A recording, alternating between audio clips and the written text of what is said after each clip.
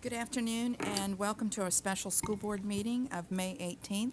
If we would all rise for a moment of silence in the Pledge of Allegiance.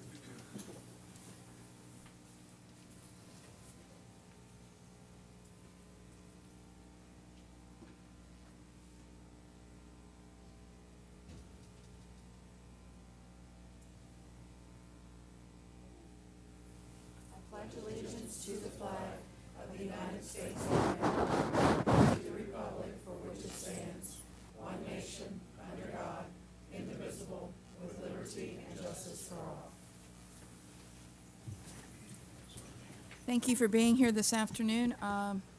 Ms. Painter, do we have any public input cards? Okay, moving on then. Dr. Moxley. Yes, good afternoon, board members. Thank you very much for being here. We've had a wonderful morning participating in Master Board training, so thank you for that. To the members of the audience, thank you very much for being here today. We have two items on our agenda. The very first one is an actionable item, and it deals with a personnel appointment. And the second one is our kindergarten readiness plan, and I'll talk a little bit more about that when we get to that one.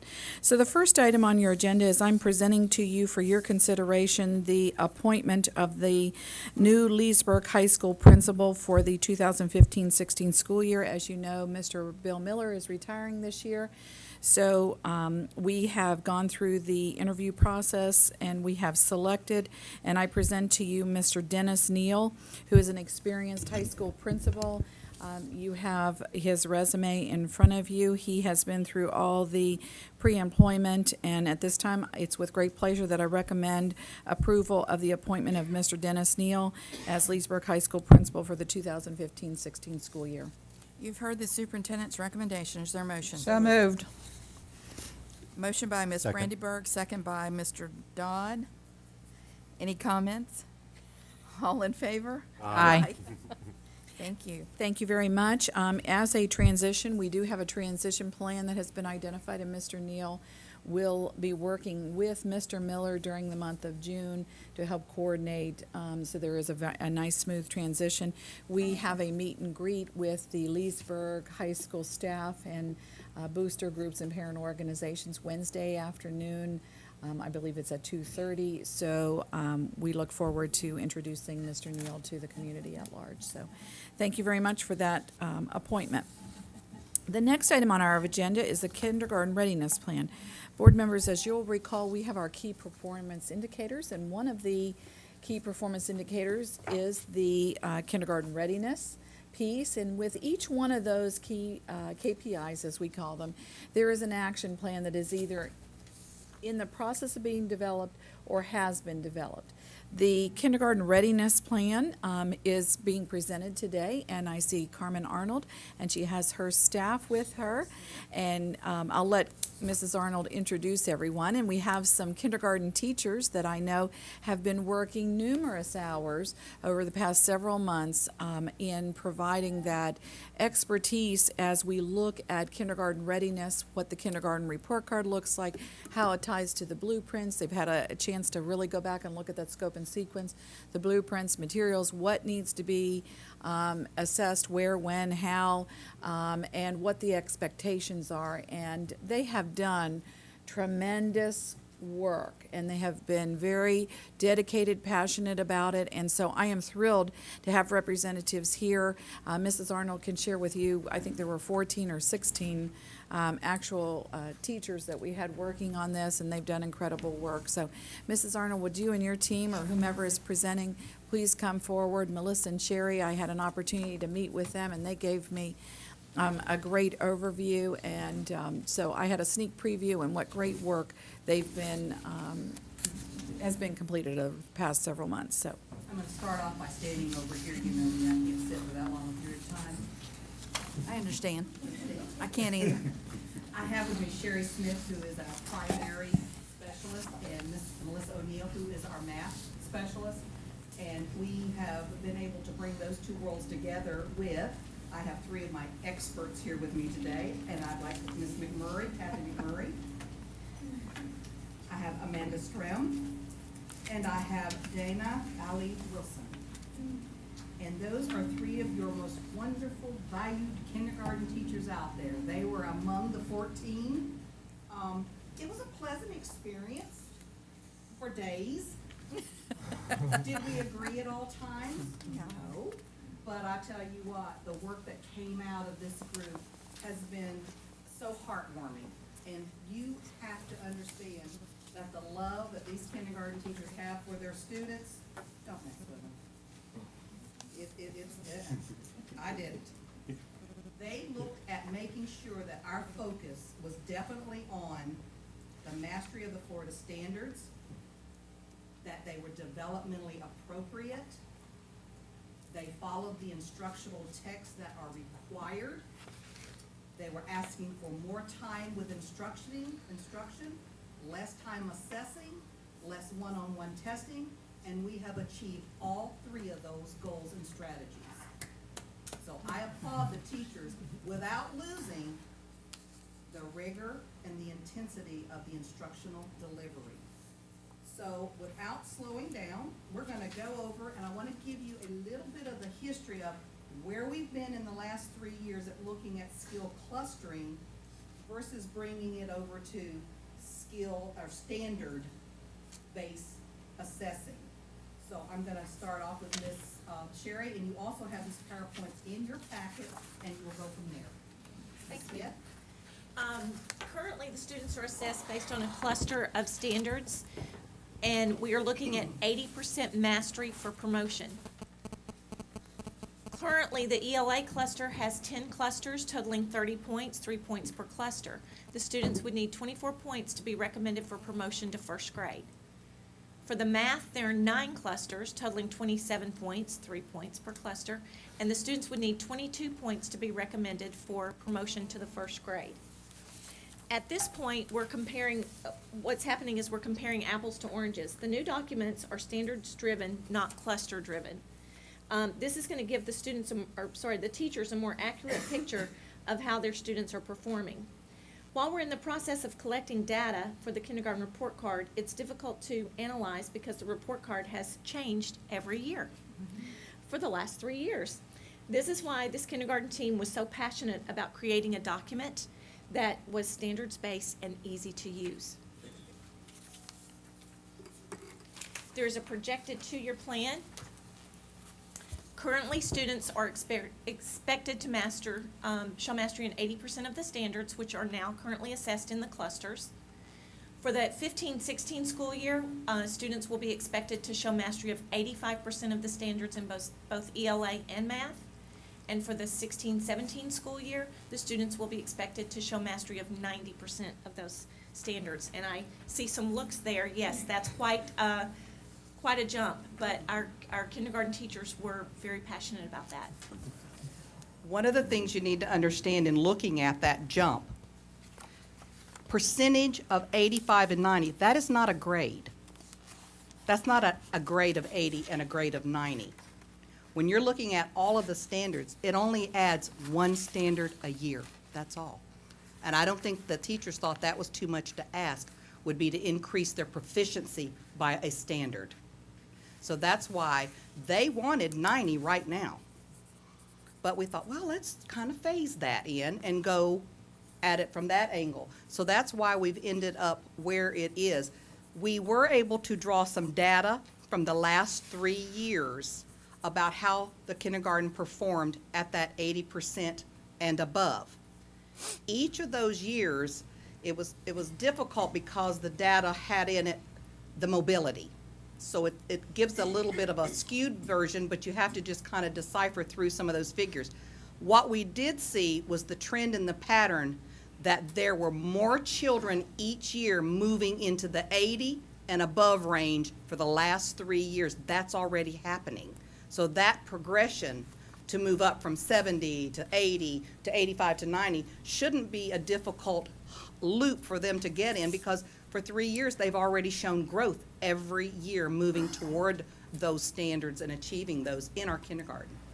And if I could add, I think it's important with a 2-year transition, we're able to stabilize this and look at that data and now, gather data that's comparing an apple to an apple, and then each school will be able to get the percentage of mastery of their students, their class, the school, the teacher, and as a district. And then we'll be able to compare year one to year two, and so that we can map out the progress that is being made. And some of the strategies that are under review for that are lower class size for kindergartens across the board and incorporating academic tutors. And our kindergarten teachers also ask that we have quarterly meetings within regions for them so that they can share ideas and what's working and best practices.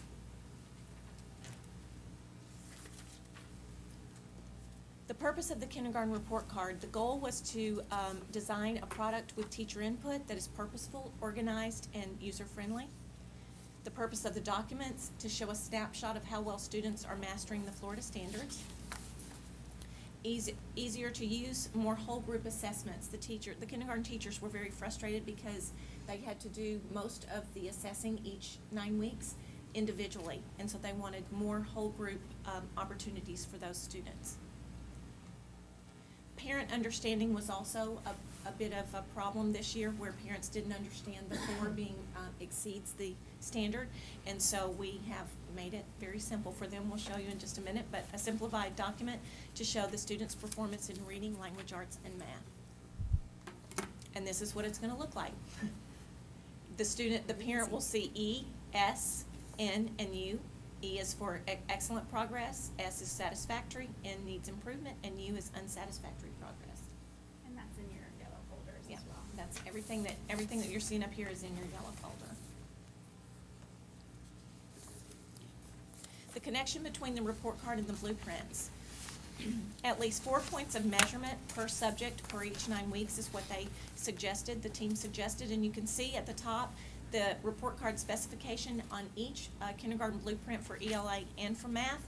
It will have suggested points of measurement for them. This particular one has some practice pages that could be used during that unit. So each unit will have suggested points of measurement. And that measurement is right out of the reading series that they're teaching on a regular basis. It's not an added material, it's not a new material, and the assessment piece is right in the book with them and for them. Math too. Math too. Math too. The Pearson series has topic assessments, each topic that are whole group, that can be done whole group. The teacher reads the question aloud and the student answers, so it will be a lot less time spent in assessment. And McGraw-Hill has unit assessments as well.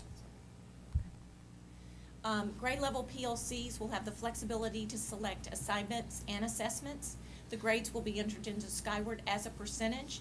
The Skyward will then show the SE, SN, and U on the report card. No percentile scores will be shown at all. And the percentile equivalent is a measure of the level of understanding of the standard, not 90% like we think of for the upper level grades. It's going to be 90% of those standards. If they score in an E, if they're scoring in an E or an S, do it again. Nope. Oh, it's not coming up. No. There it is. If they're in the E and S range, you can see how we have the percentile equivalent based on the grades that they would put in for those students. They would be showing mastery of those standards. If they're in the N and the U, then the teacher would need to look at that, do some differentiated instruction, and possibly have a parent conference. Pupil progression, that's also in your folder. Students have multiple opportunities to show mastery of the grade level standards, and the first page that you see on that pupil progression shows the different resources that they can use to determine that. It gives that teacher multiple sources so that it gives them flexibility to choose how they're assessing, to mean how they did their instructional delivery. The demonstration of mastery, we're expecting them to show that 3 times throughout the year, and you'll notice that on the pupil progression sheet, they have it's a checkoff list, and so they would date each time that they have seen the student master that particular standard. To be recommended for promotion to first grade for the 15-16 school year, the students would need to show mastery in 20 out of 23 of the standards for both ELA and math. And for the 16-17 year, it's only one more standard, 21 out of 23 for those, to show the 90%.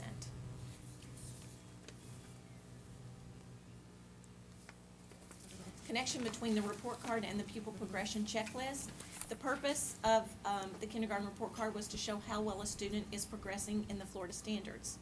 Here's the report card, so that's what the parent is gonna see. The students receiving E's and S's, I pretty much spoke to this already, but the ones showing E's and S's are showing satisfactory progression towards mastering of those standards. The N and the U is gonna require some differentiated instruction and the parent conference. The purpose of the pupil progression checklist provides a demonstration as to whether a student should be recommended for the promotion to first grade. So they would have to show mastery at least 3 times. Next steps. Our department will be providing a video explaining these new documents that will be made available by May 23rd, and the documents will also go online at that same time. Curriculum department will provide student services with an addendum to the pupil progression plan. Kindergarten beginning skills inventory is encouraged to be implemented in all schools. This has already been a resource for quite some time. Some schools have developed their own, and that's fine, but this is one that's already made up. These teachers can also use this same document to mark off mastery of some of those standards right away, instead of having to do it over and over and over. And for you, that's your color words, your number recognition, your letter recognition. If they ace that right off the top, then that's already marked. They move on. If I could add, too, this has always been out there, it's been optional, for schools to use. We believe it needs to be used by all schools because it's a good baseline of where your children are coming in, and you can use that as a data point to differentiate instruction. There's a window of time. We do not believe it will be burdensome. It is something to do, but teachers are doing that naturally anyway. So we believe it'll be a good starting point for teachers to use, and then we can see how they're progressing using the tools that our teachers have developed. A lot of the schools do this during pre-planning. When they're registering students, it takes about 5 minutes to do this, and they're using their staff that's on hand. It also gives them a baseline of how to distribute the children more equitably among the classes, so they're not stacked in ones per se. It does that information, and so this was a request of my team back here of teachers. We would like everybody with a baseline so that we can take a look at where they are. That was my question, and I think Dr. Moxley answered it, because it says encouraged to be implemented. I think it needs to be mandatory Yeah, that it's no, done. When they brought it to me, I believe we need to be consistent with our Across the data county. gathering. That's what it And I was so excited when I heard that was a recommendation that came from the team, because I didn't want to put more on them, but I also believe it's such a valuable data point. So your point's well taken. Thank you. Okay. Is this something that can be shared with the pre-K parents? You know, I mean, if pre-K parents know when their child's entering pre-K, okay, these are things that they are going to have to be able to master to start into kindergarten, I think it's going to give an even better foundation. Well, good And so point. if parents know that up front, they've got a year to be working with their child, and so does the pre-K teachers. We can do that, and we can meet with the pre-K teachers, and we can go over this with them in one of their meetings. That won't be a problem. And is this something that maybe could be put online so our families who use the, you know, outside of Lake County schools, pre-K programs, to see Yes, what their ma'am. children are going to be expected? Sure, we can do Okay, that. great. We can do that for you. One of the other things that was brought up for discussion was fluency is now included in kindergarten. And while we're not expecting them to read novels, they do have a fluency standard. And so the DIBELS, while we're not using any of their testing materials at all, they do have a new measure that has been updated as of 2012. And this particular one gives those a little more rigorous goals for each grade level, K through 5. So that's why that will be there as a resource for them to use. That's tied to their blueprints, so that they don't have to go hunting it. It will be just a click into their Good. blueprints. All these resources are tied into their 9 weeks. The piece of tying this in is when you're looking at fluency, mainly in the 4th 9 weeks, this report card from the first 9 weeks, 2nd, 3rd, and 4th, what is graded in the first 9 weeks is tied to the first 9 weeks to their blueprints. with all the essential pieces already there for them. So they should be able to finish the teaching and grade for the first 9 weeks, move on to the second. It's all been realigned, developmentally appropriate. And just to back up to the video, we wanted to make sure that this will be our second video that we have put out. The first one had to do with the blueprints, because we feel like the video is gonna give some ongoing consistency to the new teachers that come in, and teachers that are moving maybe from a first or second through fifth grade down to a kindergarten. It'll eliminate some confusion, and it will provide common language. So that, and if they forget or need more assistance, that video will be on Safari Montage for them to view it at any time. And then, of course, we want to do the ongoing collaboration with our kindergarten teachers, because it was such a rewarding experience, they don't want it to just stop. So we may Great. have started some, and that's Good. okay, it's a That's good good. thing. That's good. We're ready. And that's our presentation. If you have any questions that you would like the panel, or if you'd like to defer to an actual classroom teacher, that's why they're available. Can I clarify, like for the scoring, Yes, ma'am. and I'm just making an assumption here, but like, let's say the first 6 of the reading standards are the ones that are on the first 9 weeks of the report card. So they're gonna date one, is there a number of, that they have to have, by the first 9 weeks, they have to have it dated, all of them? No. All year. No, all Okay. year. It's a work in Because of the progress. recursive skills that are Sure. thread throughout, Sure. which would be the standard, they have all year to do that. So let's say it's these 6, and I have a student that has mastered 5 of the 6, that's where the percentage comes from? So you're That's saying where the percentage E that comes goes on from? the report card? Mhm. So, the scores that go on the report card we are leaving it up to PLCs and grade level teams to determine what assignments or assessments they would like to use. So, To show mastery of these standards? Yes. Exactly. Uh-huh. So they'll have that option. So if you give an assessment on a certain standard and that student has mastered it, like they got 87% on that assessment, that's what would go towards the report card. So it's the assessments and the assignments that the teachers select in their grade levels. Because they're done individually. I thought you said it was the percentage of the standards that they'd mastered. At the not end of the At year. the So there end. is 2 different things going on. There there. are two. Yeah, so you have your kindergarten grade, so you have your report card grade. So just like any student, 2nd through 5th grade through high school, you get a grade on your report card.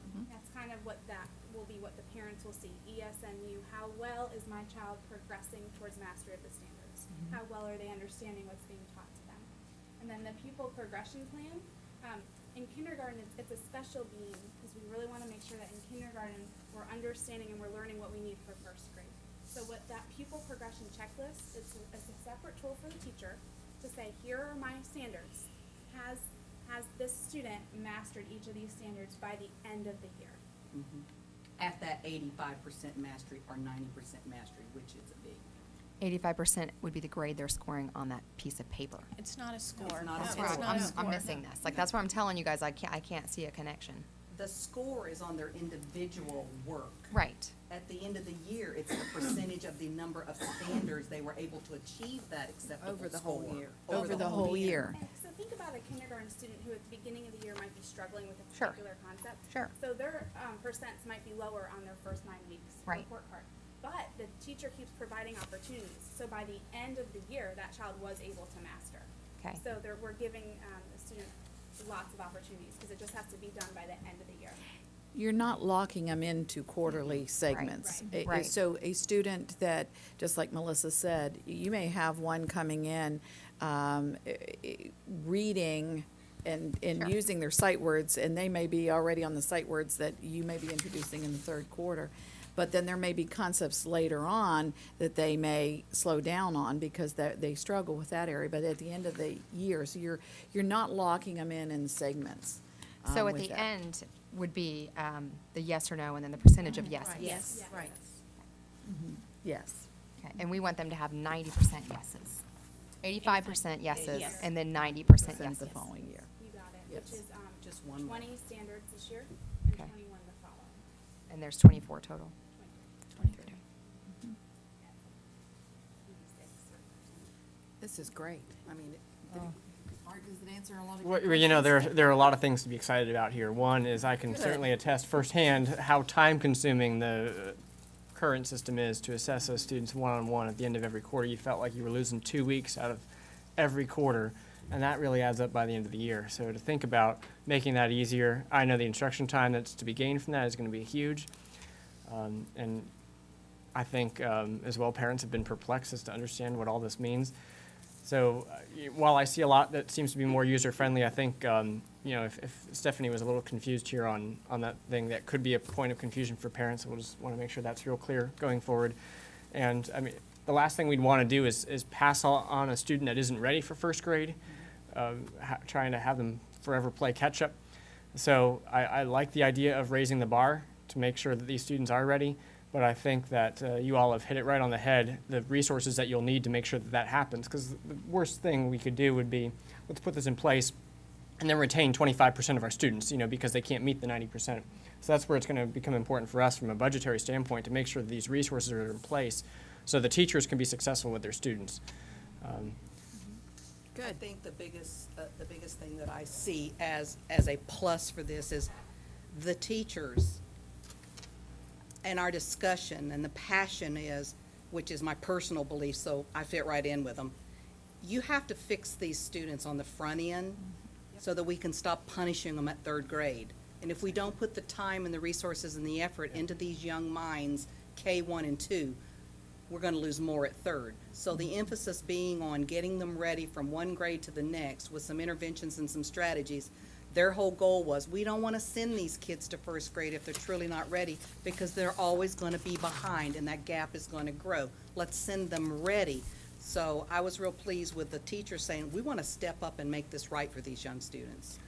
The one other thing I'd like to applaud too was the readiness. At Grassy Lake, we used it, and boy, let me tell you how incredibly helpful this was from day one. I knew where all my students were and what immediately I needed to provide for some sort of attention for these students. So I mean, I would say that this would be really beneficial, and so I'd definitely lean on the required end of that. I think there's a I'll lot be to be. speaking to the principals tomorrow, and I can let them know that we're looking in that direction. And I can tell you guys, it's refreshing that it's May and not September. That is fantastic, and that they can have the flexibility, because I know that was a huge issue, was you might not have a kid that was counting to 20 in the first or second 9 weeks, but they were in the third and the fourth. And so that now that I get it, it's 100% on track with that. My only suggestion too, I know you guys said you were wanting to quarterly meet with your kindergarten teachers. If you guys would ask each of those schools whether they've got a member on that committee or not to provide input on that, so that it can be Yes. something you guys consider along the way, because I know that there are some schools that really will, even if they're not on the committee, they would love to have a voice. Absolutely. So, Yeah. well We love to done. hear from them, Well because done. the voices on this were very strong. And before we dismiss, would any of you three ladies have a comment about the work or the efforts that you found in this that you felt were successful, or something that you wanted to say to the board about the work that you did? If you have, you don't have to. If We'd have a like you to. comment. Can you come up and? We have to get you on tape, so. Here, Mandy. I would love for classrooms, the sizes to be reduced. That would be fantastic. So please, please, please. What is the number? Right now, Now, I know the number's 18, but what would you like it to be? What's I ideal? think is optimal. Shoot low. I would like, 12. I know that's really hard. 16. Yes, 16. Yeah. Or just an assistant. Okay, so it's either or then. Yeah, an assistant would help. Okay. And if you remember, there was a little box up over to the right that said under review right now for Right. analysis of the academic tutors, which would be the push in, and or the class size being smaller. And I have finance running the numbers for you on that. So we're looking at it. Thank you. Thank you. Thank you. And anyone else? Yes. She's like, well, yes. I just wanted to thank you all for listening, and to know that when we walked away from our meetings, how tremendously validated we felt that we could be part of the process, and that we really felt our voices were heard, and that Mrs. Arnold was able to sort of direct us and guide us into where we needed to be. And we just left feeling like we'd been on a sabbatical. It was a really a tremendous experience, so thank you. That's And thank good. you. Great. Thank you. Okay, where are your teachers? Where are you teaching? Pine Ridge. Attila? Okay.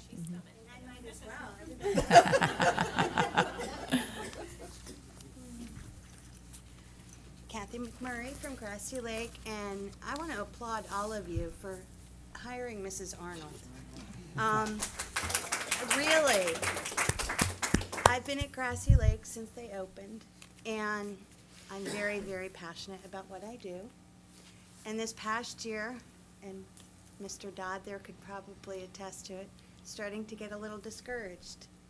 And once Mrs. Arnold came on board and invited me to participate, I've been on the ELA writing team, I've been on the report card writing team. It's not only helped me, but my whole team and my school, sharing the passion that has come from her. And thank you. You're welcome. Thank you. Thank you for sharing that. And that ends our Yeah, good. presentation. Good. Any other comments? I just would like to say thank you to the team because it truly is a team effort, and the materials that you have provided for us today, I think, is an awesome start to getting our children on track from the beginning and giving them the opportunities that they so richly deserve. So thank you. And I want to thank Dr. Moxley for hiring her back. Time tells, huh? Thank you so much. We Board appreciate members, I would like to thank all the staff that are here today that worked on this project. As you know, at the beginning of the year, when Mrs. Arnold agreed to come back, we knew that we needed to have a strong oversight in the elementary area as well, and she took that charge, and we also wanted to hear the voice of the teachers. And as I was out in the field, as Mrs. Arnold was out in the field, as we've had principals share with us, as well as our program specialists, because they are also out in the field, we heard from teachers. We heard from kindergarten teachers that the report card was cumbersome, it was frustrating, and we heard their ideas, and we heard their passion, that they wanted to have the rigor, they wanted to have the connections made, and who best but them. And so they all agreed to come to the table, and they have worked since January, I believe it was, when they first came together, tirelessly. And, I think out of frustration, which we all don't like to be frustrated, but out of frustration, conversations do rise up and problems do get addressed, and great solutions come out of that conversation. And these folks did indeed have those fierce, powerful conversations, and what a great work product. And our students are going to be better for it, and our district's going to be better for it. So thank you for your time, your leadership, your voice. And when they said they wanted to meet quarterly, that was exciting. And I said to the team, okay, that there's the challenge and kind of the charge for next year. And thank you for allowing us to have some program specialists to work specifically in support of our teachers, because they're the ones, these 4 or 5 program specialists have been providing that support and expertise along with Mrs. Arnold. So thank you very much. Thank you, guys.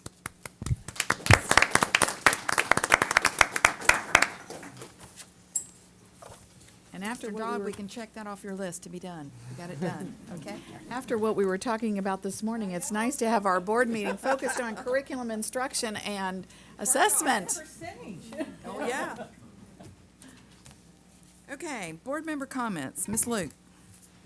It was refreshing to have teachers here today. Yes, it was. was. To have them feeling affirmed and to have them feeling supported and listened to was just very refreshing. And I have to say, having seen that kindergarten report card translate from the very beginning to now is, I can put that to rest in my mind too, because that kindergarten report card was an ongoing issue that we battled. So it's nice to see an end Good. or a beginning. It's a new beginning. Okay, Mr. Dodd? Well, I think the theme of the week has been observing children rise to the challenge. I was excited that Rhymes had invited some of us out to assist with their STEM Bowl for second graders. I had the opportunity to proctor for a team, and it's remarkable to watch, that kind of rigorous thinking going on with second graders. So, I hope, that maybe that's a springboard for the district to continue to look at the opportunities that we provide for our students in STEM, and to continue to increase those opportunities, especially at the early years. The students have this great interest and love for it, and that'll just make them stronger, when they get to third, fourth, and fifth. The other challenge that I saw students rise to this week was I had a follow-up visit out at Pine Ridge Elementary this week, and I know some of you were interested in the students' presentation, and boy, they just did an incredible job, as you could expect, in creating a compelling case to a couple of the county commissioners why the students needed more things in place to allow them to have a safe route to school. The students were all divided into different jobs, if you will. There were some students who analyzed the statistics, and there were other students who analyzed the environmental impact, and architects and engineers, and they developed models and presented all of these findings for the students that were in attendance and the commissioners themselves. And believe it or not, they were pretty persuasive. That the commissioner said, they could potentially see results coming in the next 2 years. And so, that is huge. That is absolutely huge to think about the potential of sidewalks appearing in front of that school in the next couple of years,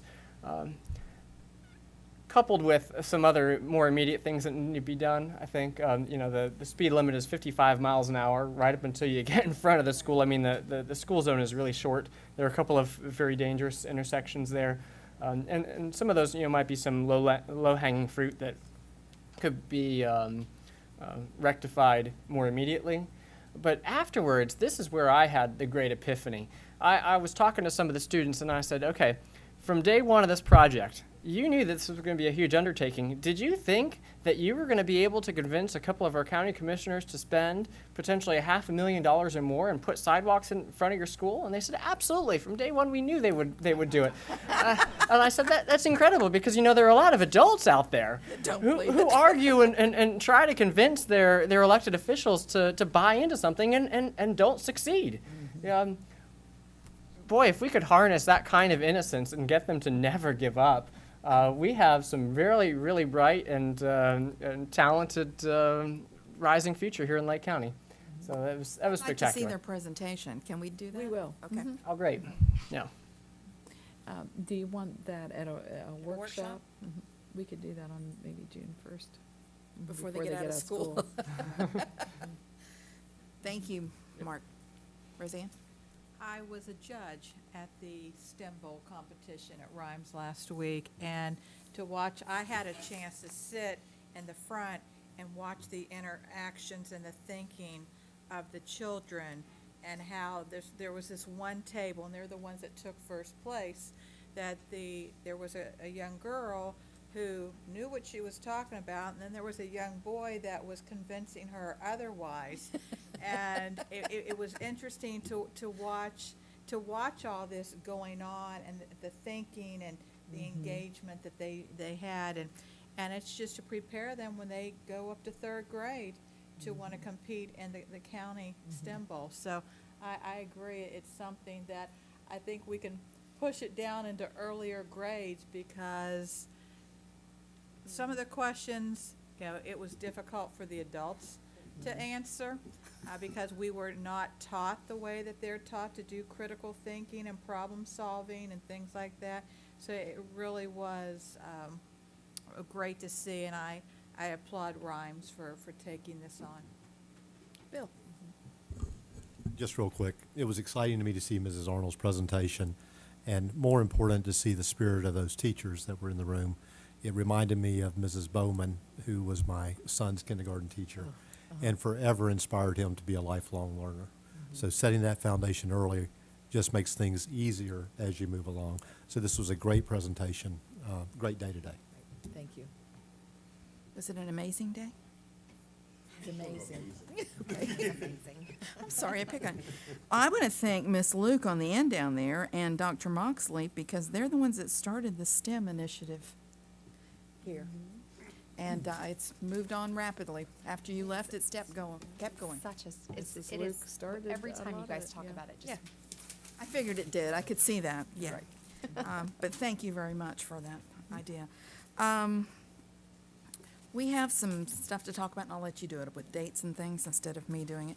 But I did want to thank all of you that have sent me cards or given me condolences on my stepfather. It was a very good ceremony, a celebration of his life, so it turned out very well, and I thank you for your patience with me. Okay. Dr. Moxley. Board members, we do need to have a shade meeting for litigation purposes, and we need to do that this week if we could, out of the sunshine. It's executive session. And we need to do that this week if we could. We probably need about 20 minutes. And it would need to be any time Wednesday afternoon, starting at 4 o'clock on. So it could be Wednesday at 4, or Wednesday at 5, it could be Thursday, it could be Friday, but the sooner the better. Okay, can you look at your calendars and see if Wednesday? Can we do it, this is a stretch here, but can we do it around like Claremont area? For Mark, and also because I teach down there on Wednesday nights at 5 o'clock. You know, I was gonna say Wednesday at 5. we also, Come to we you. also could do it on Thursday. Okay, That's Thursday would Thursday, be better yeah. for me too, Okay. if it was later like that. We don't have to have it as late on Thursday. then. No, we could have it Thursday morning, we could have it, I have a 10 o'clock. here. I have Lake Hills graduation at 10 Yeah. o'clock. So we could do a 9 o'clock? You can do a 9, or you can do a I'm at 9 o'clock Okay. already, I could do 11, or 11:30.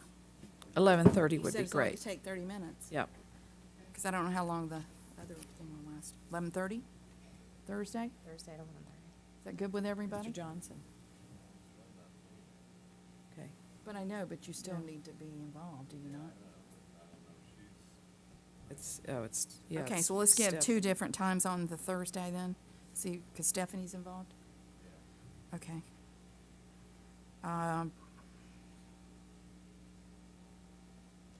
Want to do one in the, pick a second time in the afternoon? Well, let me ask this question. Mark, were you going to the workshop at the Eustis City Yes. Hall at 7? So then we would need to do it later, so he doesn't have to drive. It'd be nice, back yeah, and if we forth. did it as late as possible, so. Yeah. We could do it at 5:30? So you've got a 2 times, 11:30? No, yeah, okay. 11:30 or 5:30, see which one works for her? Thursday, the 21st. I like 5:30. He likes 5:30. I like 5:30. I will find out before we. Leave here? Oh, okay. Okay, all right, Yep. okay. Yeah, Yeah. Okay. yeah, yeah. That's our first choice. That's fine, because that's right before the other one. Okay. And if she can't do that, then 11:30. Okay, Boy, we're getting things done here. Okay, Dr. Moxley? that's the only other, Oh, is that it? that's all I had. All right, you didn't learn anything this morning, did you? Okay. That's all you have? Okay, I think that's the only calendar thing I had. okay. Mr. Johnson? Okay. Then this meeting is adjourned. We have a leniency hearing. It's not adjourned. Don't adjourn the meeting. Excuse me. School board meeting, and just no one allowed to attend other than the school administration and the parents. I would like everyone to leave the room.